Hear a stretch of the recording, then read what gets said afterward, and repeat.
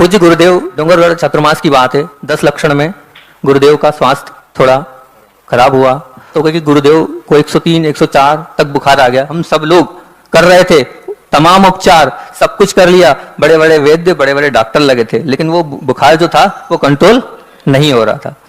पूज्य गुरुदेव की केशलोच की तारीख भी उसी समय पड़ी थी। अब जब गुरुदेव का केशलोच था उसके एक दिन पहले आचार्य भगवान ने जल लिया था आहार में और बैठ गए थे।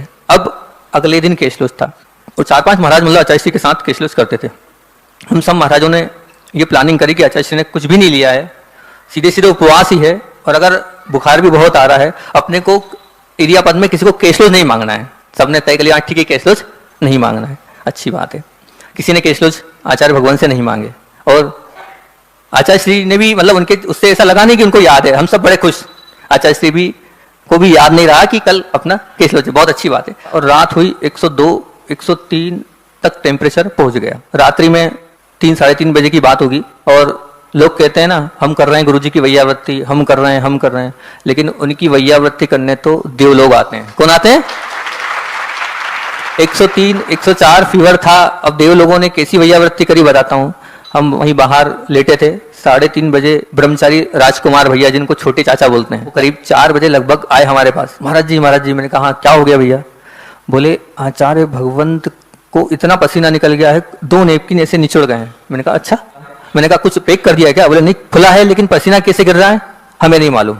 मैं स्वयं गया वहां जाके देखा कि वास्तविकता में अपने आप कैसे हो रहा है वो ये तो मैं नहीं जानता, लेकिन वो 2 नेपकिन तो निश्चित तौर से जो है वो गीली हो गई, तब मतलब पसीना निकल रहा है। अब सुबह हुई, आचार्य श्री का वो जो बुखार था जो हम सब लोग कर रहे थे तमाम उपचार, सब कुछ कर लिया, बड़े बड़े वैद्य बड़े बड़े डॉक्टर लगे थे, लेकिन वो बुखार जो था वो कंट्रोल नहीं हो रहा था।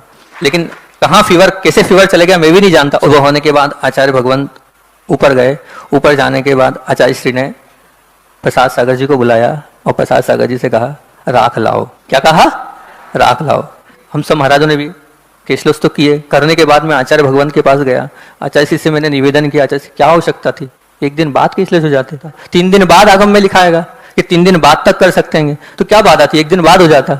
आचार्य श्री बोले मैं क्या करूं, सब पूज्य गुरुदेव करा देते हैं। और था फीवर, लेकिन कहाँ फीवर कैसे फीवर चले गया मैं भी नहीं जानता। और जैसे ही केशलोच हुए वापस तुरंत 103 और 104 बुखार आ गया।